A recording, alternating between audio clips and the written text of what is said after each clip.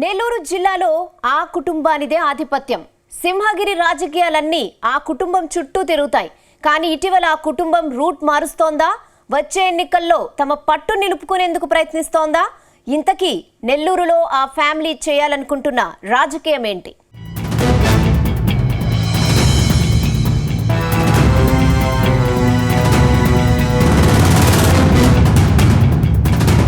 నెల్లూరు జిల్లా రాజకీయాలు రోజుకో మలుపు తిరుగుతున్నాయి. ఇన్నాళ్లు చేసిన రాజకీయం ఒక్కెత్తు, ఇక మీదట జరిగే రాజకీయం మరోలా ఉండేలా కనిపిస్తోంది. ముఖ్యంగా నెల్లూరు జిల్లా రాజకీయాల్లో చాలా ఏళ్లుగా చక్రం తిప్పుతున్న మేకపాటి రాజమోహన్ రెడ్డి కుటుంబాన్ని డీలిమిటేషన్ భయం వెంటాడుతోందట.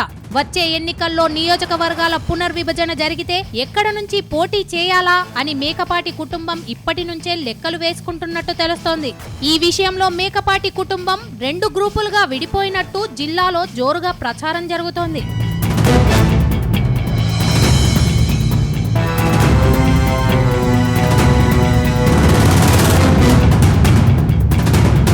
వైఎస్ రాజశేఖర్ రెడ్డి ప్రోత్సాహంతో రాజకీయ ఆరంగేటం చేసిన మేకపాటి రాజమోహన్ రెడ్డి కుటుంబం వైఎస్ హయాంలో నెల్లూరులో తిరుగులేని శక్తిగా అవతరించింది. ఓవైపు నెల్లూరు ఎంపీగా రాజమోహన్ రెడ్డి కొనసాగితే ఆయన తమ్ముడు మేకపాటి చంద్రశేఖర్ రెడ్డి ఉదయగిరి ఎమ్మెల్యేగా ఉండేవారు. కానీ వైఎస్ మరణం తర్వాత ఈ కుటుంబం ఒక్కసారిగా డీలా పడింది. ఆ తర్వాత మేకపాటి ఫ్యామిలీ కాంగ్రెస్ కు గుడ్ బై చెప్పేసి వైఎస్ జగన్ వెంట నడిచింది. అయితే 2019 ఎన్నికల్లో మేకపాటి రాజమోహన్ రెడ్డి ఎంపీగా పోటీ చేసే అవకాశం దక్కలేదు. దాంతో తన వారసుడు గౌతమ్ రెడ్డిని బరిలో దింపారు. అయితే ఆత్మకూరు నుంచి మేకపాటి గౌతమ్ రెడ్డి భారీ విజయం సాధించడంతో జగన్ గౌతమ్ రెడ్డికి మంత్రి పదవి సైతం ఇచ్చారు. ఇక్కడే అన్నా తమ్ముడి మధ్య తేడా కొట్టింది. గౌతమ్ రెడ్డికి మినిస్ట్రీ రావటంతో చంద్రశేఖర్ రెడ్డి తీవ్ర నిరాశకు గురైనట్టు తెలుస్తోంది. ఈ క్రమంలోనే ఊహించని రీతిలో మేకపాటి గౌతమ్ రెడ్డి ఆకస్మిక మరణం ఆ కుటుంబాన్ని కోలుకోలేని దెబ్బతీసింది. అయితే అప్పటికే మంత్రి పదవి దక్కలేదన్న అసంతృప్తిలో ఉన్న చంద్రశేఖర్ రెడ్డి ఆత్మకూరులో రెబల్ గా మారిపోయారు. అయితే అక్కడ మేకపాటి మరో కుమారుడు విక్రమ్ రెడ్డి భారీ మెజారిటీతో గెలిచారు. దాంతో పచ్చటి కుటుంబంలో రాజకీయం ఒక్కసారిగా చిచ్చురేపినట్టయింది.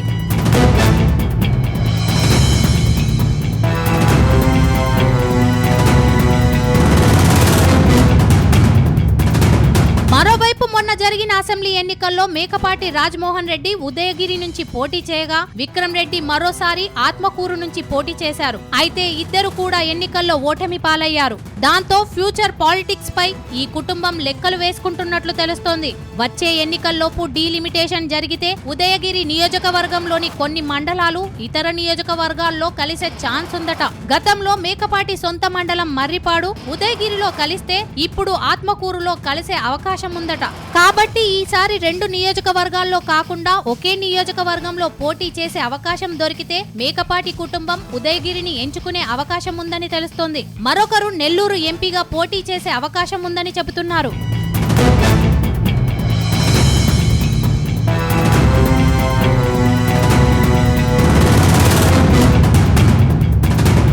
గతంలో మేకపాటి రాజమోహన్ రెడ్డి ఒకరు ఎంపీగా పోటీ చేస్తే మరొకరు ఉదయగిరి ఎంపీగా బరిలో నిలిచేవారు. ఇప్పుడు కూడా అదే స్ట్రాటజీని ఫాలో అవుతారా అనేది చర్చనీయాంశంగా మారింది. గతంలో ఇదే ఫార్ములాను కంటిన్యూ చేసిన మేకపాటి ఫ్యామిలీ ఇక మీదట కూడా దీన్నే కంటిన్యూ చేయాలని అనుకుంటున్నట్టు తెలుస్తోంది.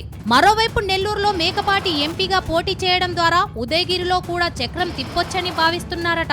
ఎందుకంటే నెల్లూరు పార్లమెంటు పరిధిలోకే ఉదయగిరి నియోజకవర్గం వస్తుందని. కాబట్టి మొత్తంగా నెల్లూరు జిల్లా రాజకీయాల్లో వచ్చే ఎన్నికల్లోనూ చక్రం తిప్పాలని మేకపాటి ఫ్యామిలీ అనుకుంటుందట. అందుకే 3 నియోజకవర్గాలపైన ఫోకస్ పెట్టినట్టు తెలుస్తోంది. ఒకవేళ అవకాశం దొరికితే 3 చోట్ల పోటీ చేసి తమ ఆధిపత్యాన్ని చూడాలని అనుకుంటుందట.